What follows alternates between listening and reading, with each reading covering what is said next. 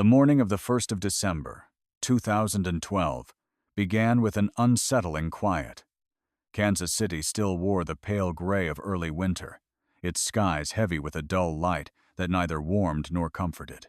Inside a suburban home, a young woman and a professional athlete moved through familiar spaces, rooms that held their daughter's laughter, their arguments, their dreams stitched together and fraying at the edges.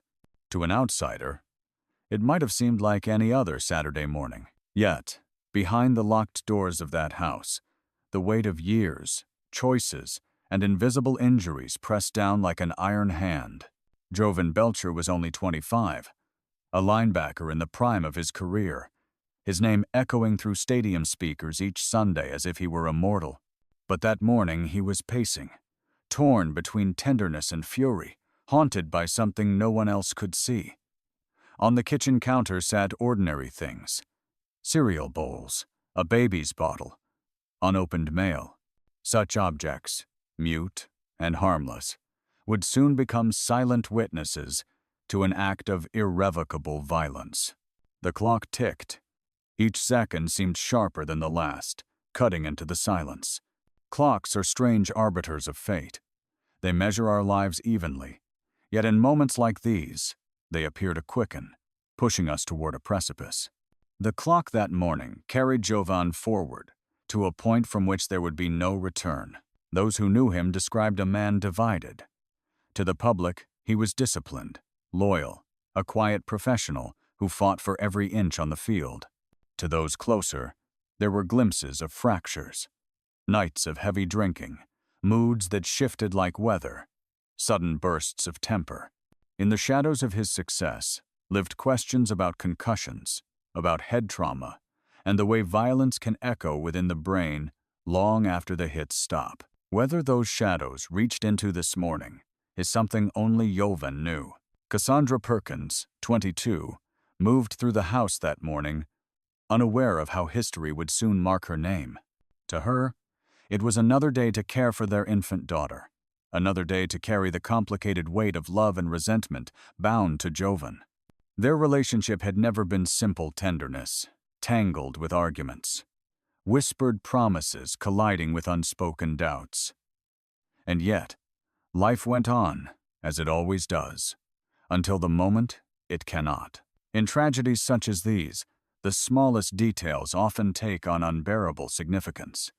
A pair of shoes left near the door, a phone call not answered, the way a window curtain sways slightly though no one has touched it. They remind us that life is fragile, that it can fracture along lines we never noticed until after the collapse. By mid-morning, neighbors would later recall hearing voices raised, muffled, then silence again. For a moment, the house seemed to hold its breath. Perhaps even the walls recognized what was coming. Perhaps every object in that space became aware of the violence about to unfold, though no human being could stop it. And then, the sound. A series of gunshots, sharp and final, ruptured the ordinary stillness. Cassandra collapsed in the home she had decorated, in the life she was still building. Jovan stood above her, the gun heavy in his hand, his own heartbeat louder than any stadium roar he had ever known. In the eerie quiet after the shots, the house returned to silence. Only the clock continued its impartial ticking, recording time as if nothing extraordinary had happened. But in that moment, something irreversible had taken place. A woman's life was gone. A man's soul was fractured beyond repair, and a story was set in motion that would forever haunt football, family, and the fragile line between love and destruction. The boy who would one day wear the number 59 was not born into grandeur. Jovan Henry Allen Belcher entered the world on the 24th of July, 1987, in West Babylon, New York, a small Long Island town where the night smelled of salt air and the streets were lined with modest houses. He was the son of a working-class family, his early years marked by ordinary struggles, tight budgets, hard work, and the steady rhythm of school and church. In the quiet of that suburban childhood, Jovan's size and strength became impossible to ignore. He was not just another boy at the local park. He was a presence, a figure of potential.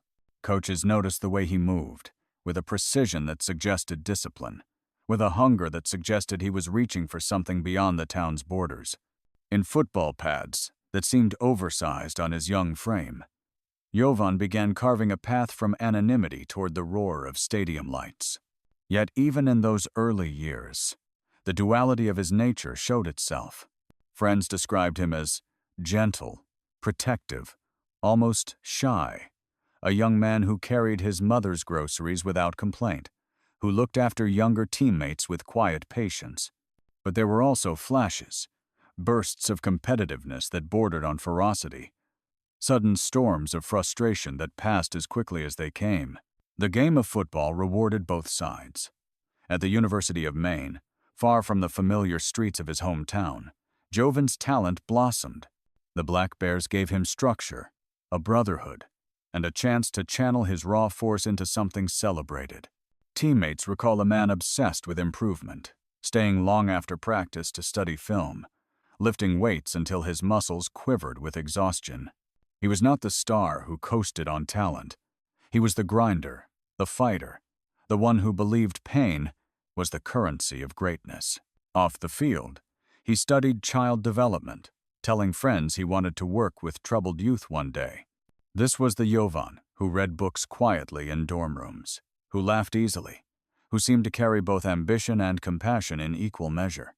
It is this dual-image athlete and caretaker, warrior and gentle soul that makes his later descent so unfathomable. The NFL did not come calling through the glamorous doorway of the draft. Jovan entered as an undrafted free agent in 2009, a long shot among long shots.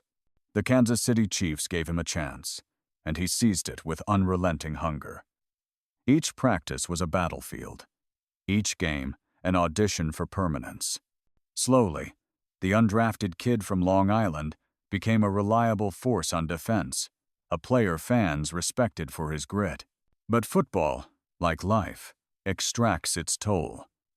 By his mid-20s, Jovan's body had already absorbed countless collisions. Helmet-to-helmet hits, crushing tackles, the invisible concussions that went unnoticed or unreported, each one left a mark deeper than the skin. To the crowd, the impact was entertainment. To Jovan, it was a series of tremors, shaking something fragile within. There is a cruel symmetry in his story. A man who built his life on controlling violence would ultimately be undone by it. On the field, violence had rules, whistles, and boundaries. Off the field, it crept silently into his relationships, his moods, his mind. The roar of the stadium masked what quieter moments revealed fatigue, irritability, an edge of despair he rarely admitted. Yet in public, Jovan was the image of success, a steady starter, a father to a newborn daughter, a young man living the dream millions of boys once imagined under Friday night lights. He had crossed the impossible distance from Long Island streets to the bright red uniform of the Chiefs. And still, somewhere beneath the layers of achievement, the shadows deepened. Perhaps it was the strain of expectations.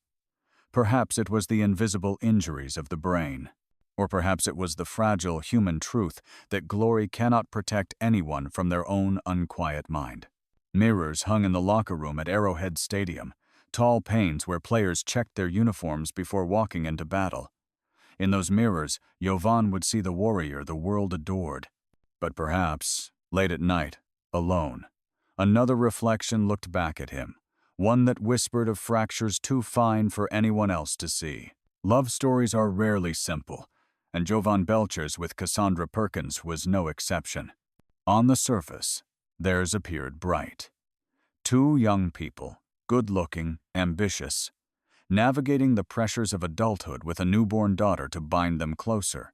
But beneath the sheen of family photographs and polite smiles lay turbulence, the kind that festers in silence and erupts in arguments no one outside the walls ever truly hears. Cassandra was only 22 when her life intertwined with Jovan's friends. remembered her as soft-spoken but spirited, a woman who carried herself with warmth and grace. She dreamed of stability, of building a life where love would anchor her against uncertainty. When she moved into Jovan's Kansas City home, she stepped into a world defined by bright stadium lights and the shadow of constant scrutiny. Their relationship, however, was already laced with cracks. Teammates and neighbors occasionally overheard the quarrels, voices raised, doors closing, a tension that clung like smoke. One moment they were affectionate, the next consumed by disputes over trust, money, or the weight of raising a child when both were so young. Their daughter, Zoe, born only months before, became both a beacon of hope and a source of unrelenting pressure. Sleepless nights, frayed patience, the exhaustion of balancing football and fatherhood all pulled at the fragile threads of their bond. Violence did not yet define their story, but unease hovered. Cassandra confided to friends that arguments sometimes left her feeling cornered, unheard. Jovan, in turn, told teammates he struggled with the demands at home, his stress spilling over into nights at bars and quiet rages that simmered just beneath the surface. The duality of Jovan, the gentle father cooing at his infant, the furious partner pacing the room, made their home a space of constant unpredictability. One night, a friend who visited their house later recalled the way silence seemed heavier than the furniture. Cassandra sat with folded arms, her eyes avoiding Jovan's. He, meanwhile, stood at the window, staring into the dark yard, as if searching for answers outside himself. The air carried the sharp tension of words unsaid, the kind that linger in every corner long after visitors leave. Relationships under strain often magnify the smallest things. A missed call becomes an accusation. A glance at another person turns into betrayal.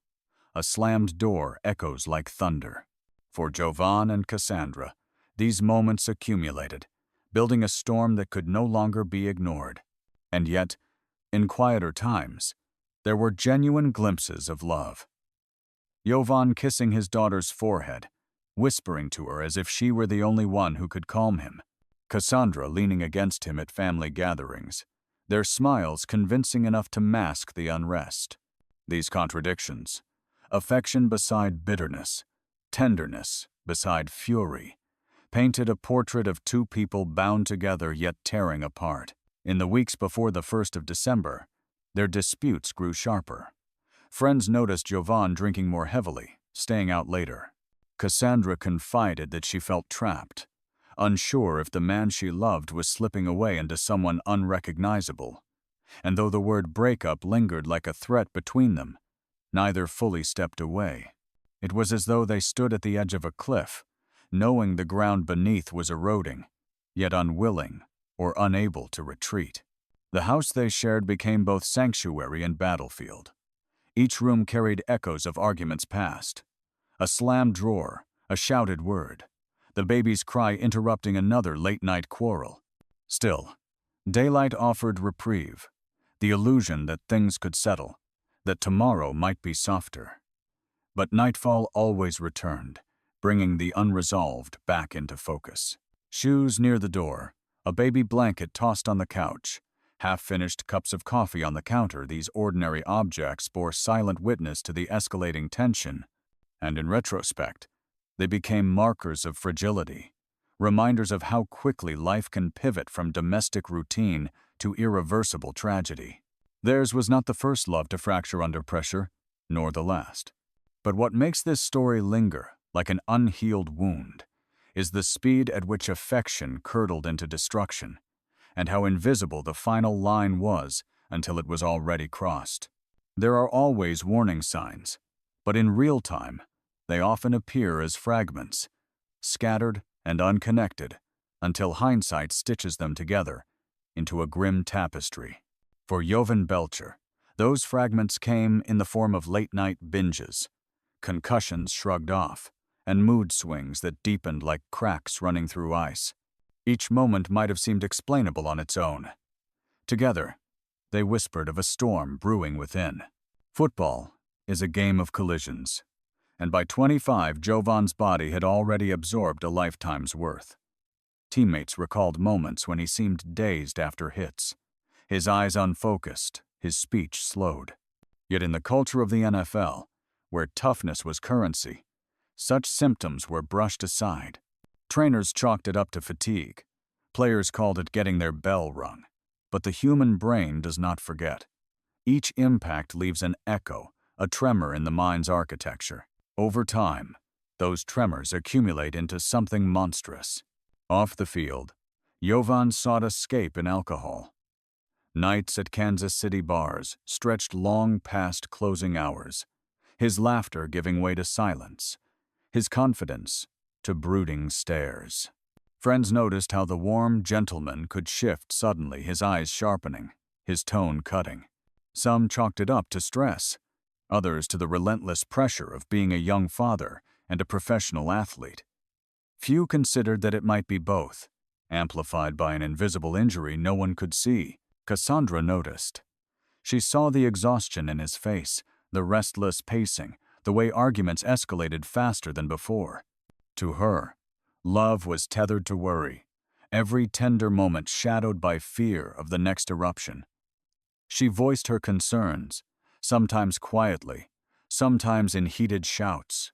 But Jovan, like many men in his world, buried his pain in silence, hiding behind toughness until it spilled out in places it didn't belong. Those around them caught glimpses of the fracture. A teammate once recalled seeing Jovan staring into a locker room mirror, his face blank, as if the reflection was a stranger's. When asked if he was okay, Jovan shrugged and muttered something about being tired. Tired, a word that carried more weight than it revealed. The couple's arguments became more frequent in the weeks before December. Neighbors reported hearing shouting late into the night. Once, Cassandra left the house with the baby after a particularly heated fight, returning only hours later. These were the kinds of warning signs that flicker like hazard lights. Yet without context, they are easy to dismiss as the normal turbulence of young love under strain. Even so, there were attempts at normalcy. They attended family gatherings, smiled in photos, talked about future plans.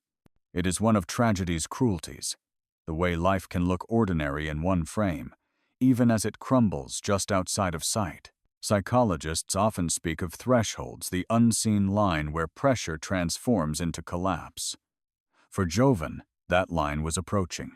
Whether drawn by CTE, by alcohol, by the unrelenting clash between his public image and private despair, no one can say with certainty. But the signs were there, scattered like shards of glass waiting to cut. Outside their home, winter pressed down on Kansas City. The trees were bare, their branches like skeletal hands reaching into a colorless sky. The days shortened, the nights stretched longer, and with them came more time for arguments, for silence, for thoughts that circled like vultures. In those final days, it seemed as if even the world around them mirrored their state of mind, cold, brittle, and filled with shadows. The stage was being set, piece by piece, for the irreversible morning to come. The warning signs had been flashing all along, but no one had strung them into a pattern clear enough to stop what was already moving forward, like the hands of a clock. And always, the clock ticked steady, indifferent, pulling them closer to the moment when time itself would split their lives into a before and an after. On the evening of the 30th of November, 2012, the Belcher home bore the familiar rhythm of tension barely restrained. Outside, Kansas City's chill had settled deep into the streets, the night air heavy with frost. Inside, the warmth of lamplight illuminated ordinary domestic scenes. A baby's toys scattered across the living room floor, folded laundry left half-finished, the television murmuring in the background. But beneath these common details, the atmosphere pulsed with unease. Jovan and Cassandra had argued before so often that friends no longer raised eyebrows when one confided about the strain. But that night, the argument grew sharper, more jagged than usual. Voices rose and fell like clashing cymbals, words hurled like stones. Neighbors would later recall the muffled sound of shouting, though the exact words were carried away by winter's wind.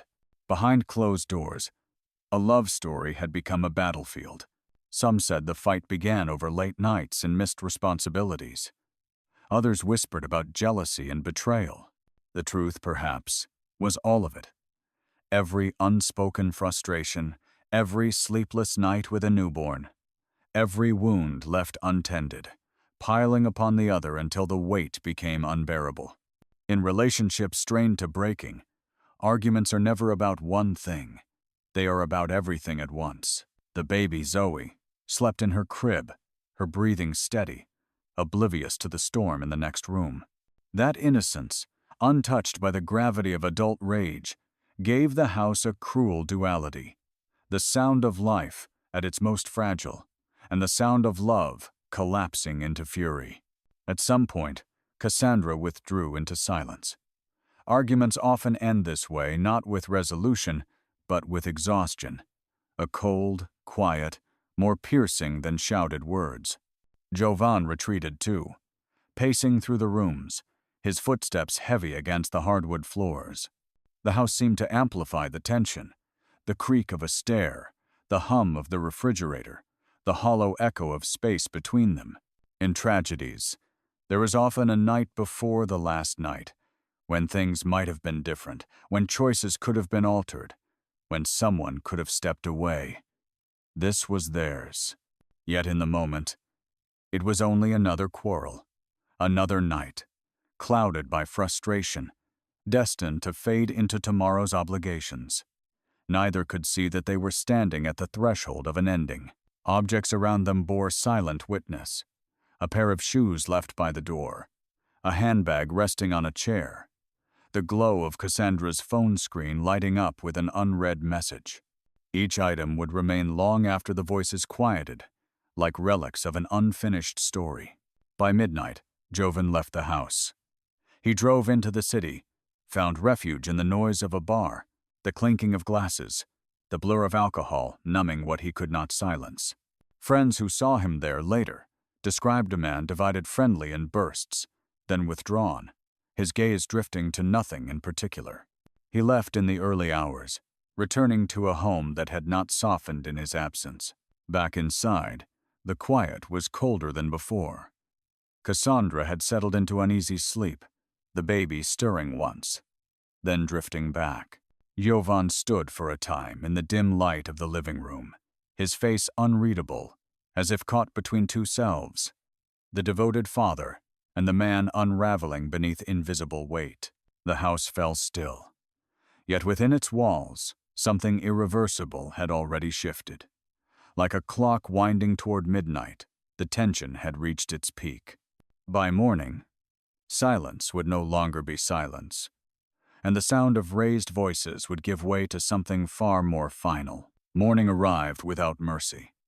The 1st of December, 2012, crept into the Belcher household with the gray light of winter pressing faintly through curtains.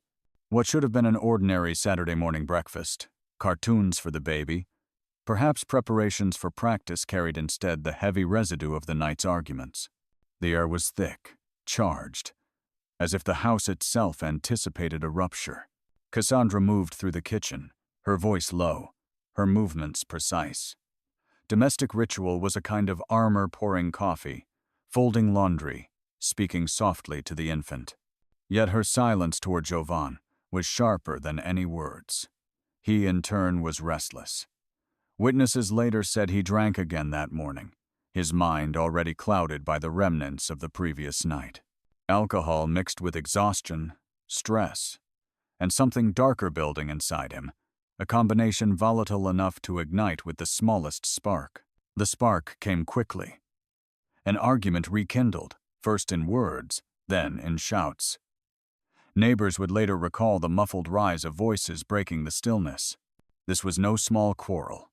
It was a confrontation fueled by accumulated resentment, years compressed into moments. Cassandra, only 22, stood her ground. Jovan, looming with the weight of his 6'2" frame, answered with fury. Time is elastic in moments of violence. Seconds stretch into unbearable clarity, every detail etched into memory. The refrigerator's hum, the baby's faint cry from another room, the way light slanted across the kitchen floor. These became the stage for the unthinkable. And then, the rupture. Gunfire cracked through the house, a sound both thunderous and intimate, shattering not just the quiet, but the fragile illusion of normalcy. Cassandra fell, her body collapsing against the tiles, the warmth of life leaving her far too soon. She was 22 years old, a new mother, her dreams extinguished in the home she had tried to make safe. For a moment, silence followed. The silence of death is unlike any other. It is heavier, more final, as though even the walls absorb its weight. Jovan stood above what he had done, the gun trembling in his hand. His breath came ragged, his eyes wild, his heartbeat echoing louder than any stadium roar. Somewhere in that silence, he looked toward the room where his daughter lay. The infant, unaware, continued to breathe evenly. Her small hands curled into fists, her body untouched by the horror only feet away. The sight might have been unbearable. Life so fragile, life just beginning, while another ended violently at his hand.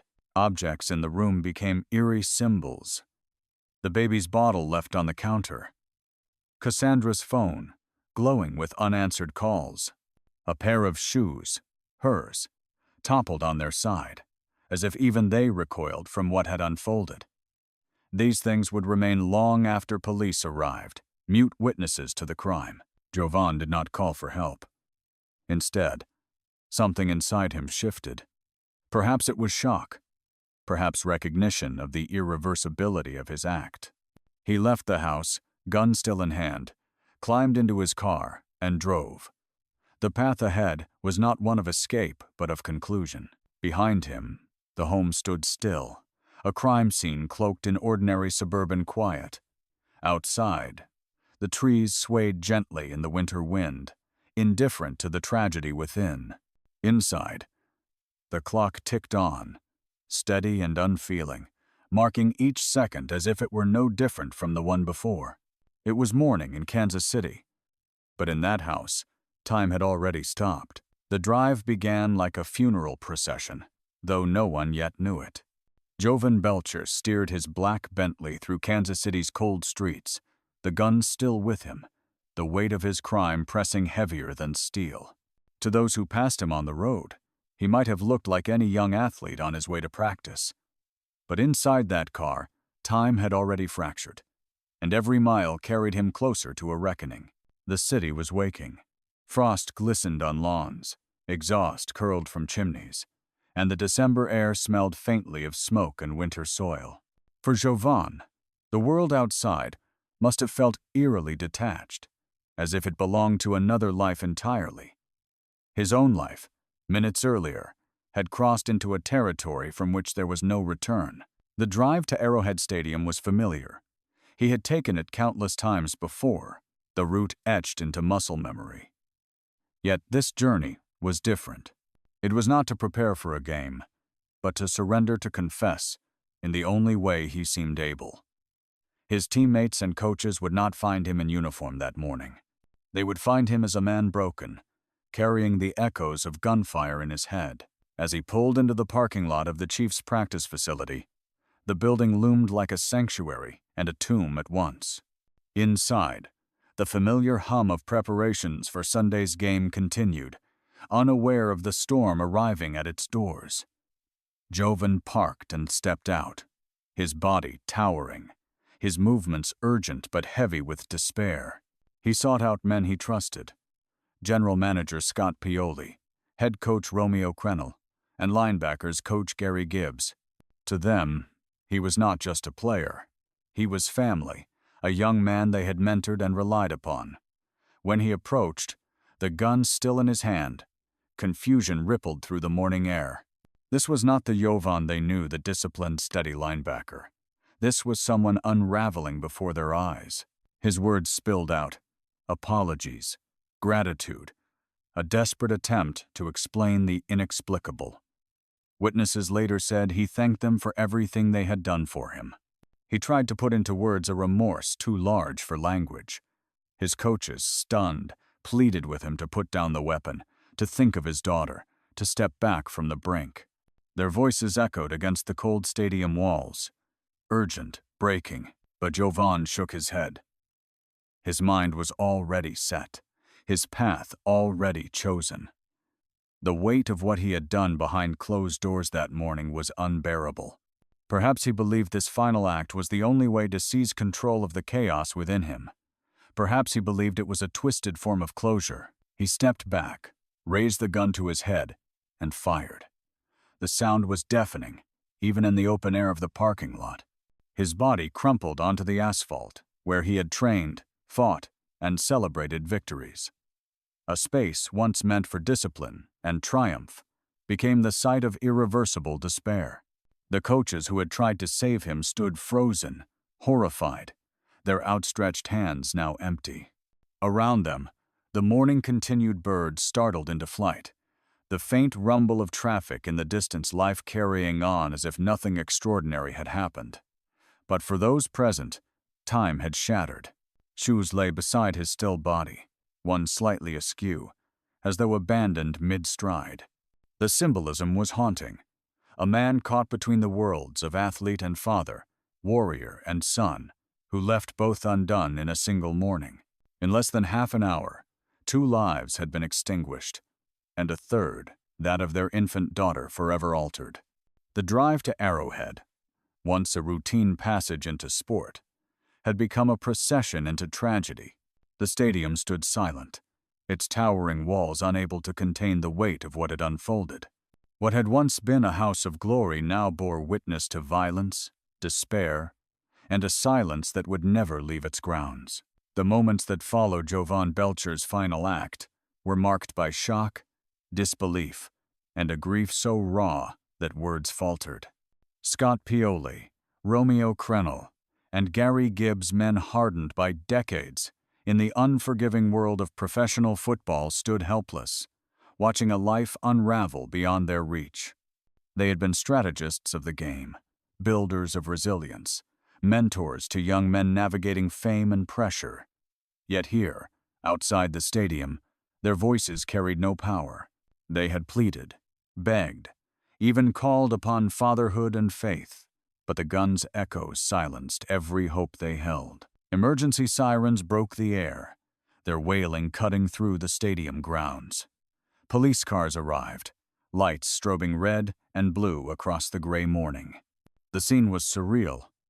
Officers stepping cautiously, weapons drawn, only to find the story already finished on the asphalt. Jovan lay motionless, a figure once celebrated for strength now reduced to stillness, his body framed by the very walls that had defined his career. News spread with the swiftness of wildfire. Within minutes, cell phones buzzed across Kansas City, players awakened by urgent calls, families startled by rumors that hardened into fact. Reporters began circling like crows, piecing together fragments of the story. A murder at home, a suicide at the stadium, a baby left behind. Inside the practice facility, teammates gathered in confusion. Some wept openly. Others sat in silence, their hands clasped as if in prayer. Locker stalls, filled with jerseys and cleats, seemed suddenly sacred, reminders of a brotherhood shaken by violence. The game that was scheduled for the next day loomed like an impossible task. How could one play, or cheer, or celebrate when grief had settled over every blade of grass? Outside, the parking lot bore the uncanny quiet that follows catastrophe. Objects became symbols. The chalk outline of a body, a single glove dropped near the curb, the faint smell of gunpowder carried on the wind. Even the stadium itself seemed altered, its towering architecture casting shadows that felt heavier than concrete. In those hours, disbelief dominated. How could the man they knew, the devoted teammate, the quiet professional, be the same man who pulled the trigger not once, but twice, extinguishing both a young mother's life and his own? The contradictions were unbearable. Coaches replayed their last conversations with him, searching for missed signals. Teammates recalled locker room jokes and small acts of kindness, struggling to reconcile them with the morning's horror. The press conferences that followed were strained, faces pale beneath the weight of words they could barely form. Romeo Crennel's voice broke as he described the moment, the helplessness of watching a man choose death. His eyes carried the haunted look of someone who would replay those seconds endlessly, the memory etched deeper than any victory or defeat. And yet, amid the shock, one presence lingered most heavily. Zoe, the infant left behind. Barely 3 months old, she had been spared the violence only by chance, her cries muffled in another room as her world collapsed around her. In the aftermath, her name became a refrain, "The baby," people whispered, their voices breaking. She embodied both the cruelty and fragility of life, the reminder that innocence survives even in the ruins. As the day wore on, speculation began to stir. Was it the relentless stress of the game? The concussions? The blows to the head? The specter of CTE? Was it alcohol clouding judgment? Or the impossible weight of a fractured relationship? Reporters sought explanations, but none could fully contain the enormity of what had happened. The stadium, usually alive with chants and music, remained hushed. The echoes of that morning clung to every wall, every corridor. Arrowhead, a place of triumph, had been transformed into a site of despair. The team would play the following day, as scheduled, but the field would never feel the same. Every cheer would carry the shadow of silence. Every touchdown would be scored under the weight of loss. That morning had changed not only a family, not only a team, but a community. And in the stillness of the stadium, a question lingered like fog. How could something so violent, so intimate, erupt in a place built for celebration? The city of Kansas City did not wake gradually into grief. It was shaken awake, pulled abruptly from ordinary life into the cold reality of violence. Radios, televisions, and phones carried the news across the Midwest. Jovan Belcher, linebacker for the Chiefs, had killed his partner Cassandra Perkins before ending his own life at Arrowhead Stadium. For the community, the words were not just shocking, they were incomprehensible. Fans who had cheered his tackles now sat in kitchens and living rooms, staring at screens in silence. The man they had once celebrated was suddenly both victim and villain, his name tied forever to a story of blood and despair. Outside the stadium, flowers began to appear, a makeshift memorial of jerseys, candles, and notes left by trembling hands. Yet every tribute carried unease.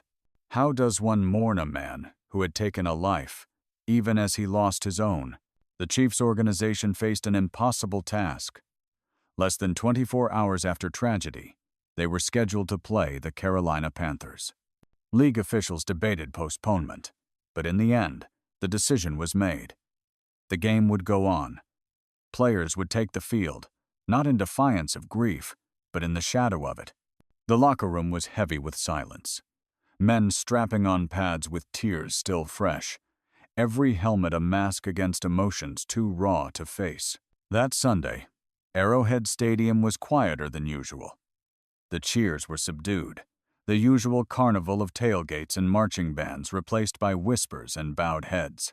During a pre-game moment of silence, the air hung motionless, as though even the wind refused to intrude.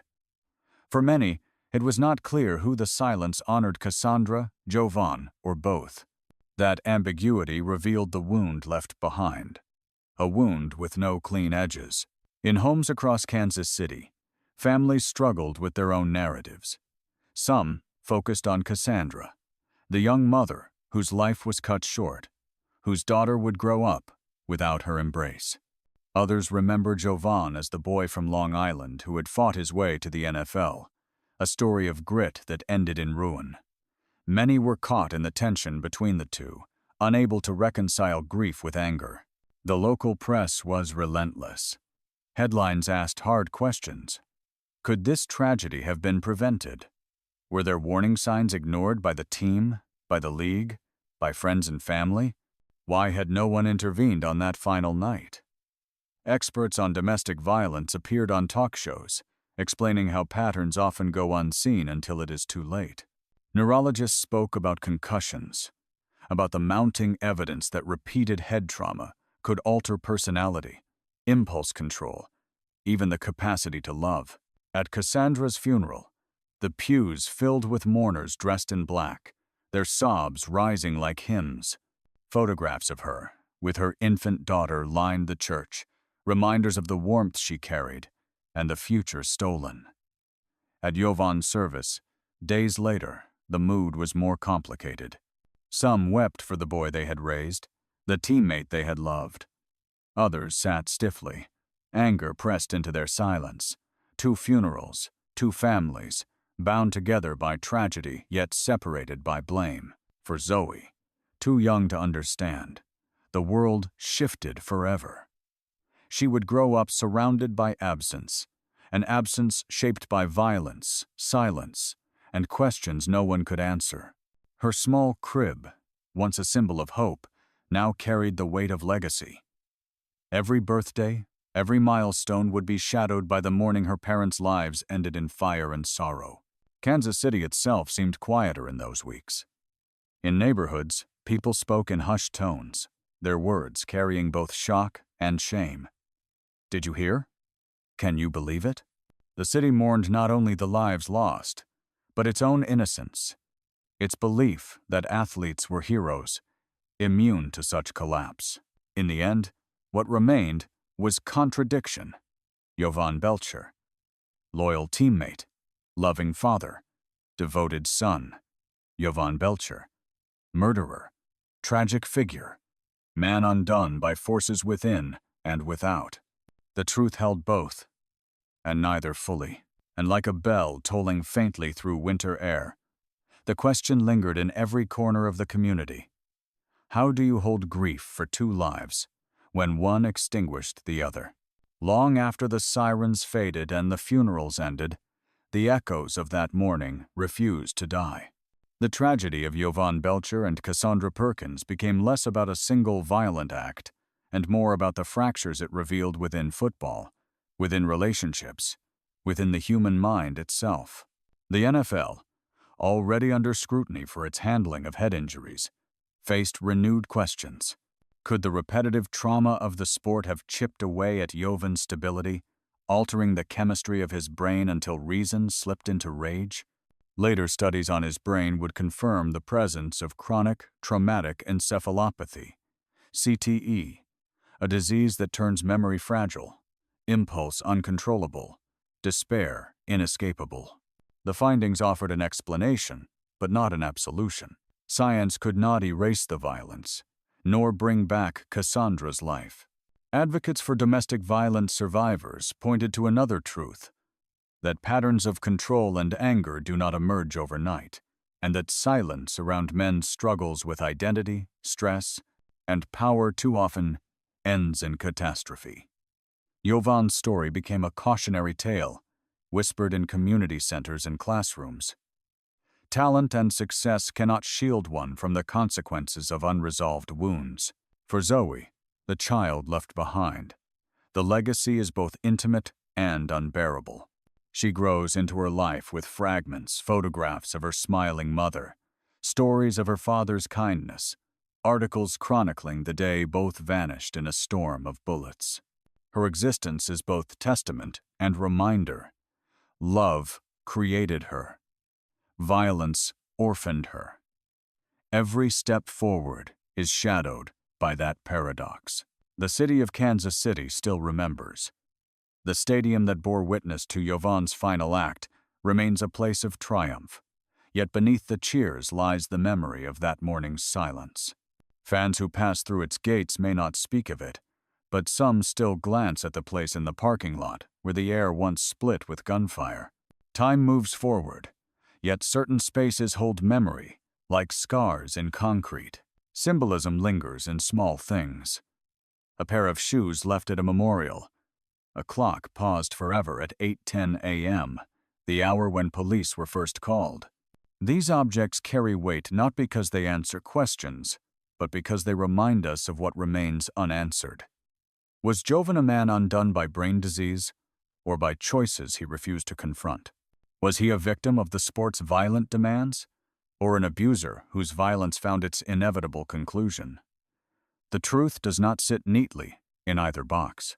Perhaps that is the haunting power of this story. It resists resolution. It asks us to hold contradictions, to grieve Cassandra's life while reckoning with the man who took it, to admire Jovan's rise while recoiling from his fall, to see how love and violence can live under the same roof until one destroys the other. Philosophers speak of tragedy as a mirror, reflecting not only the characters at its center but those who watch. In Jovan's story, we are forced to confront the fragility of identity, the costs of silence, and the way unchecked violence can shatter not just two lives, but entire communities. Years later, the memory has not softened. It lingers in whispers, in news archives, in the way his name carries both reverence and condemnation. And perhaps that is fitting. Some stories should not fade, because they carry warnings written in blood and silence. As winter returns each December, the city remembers.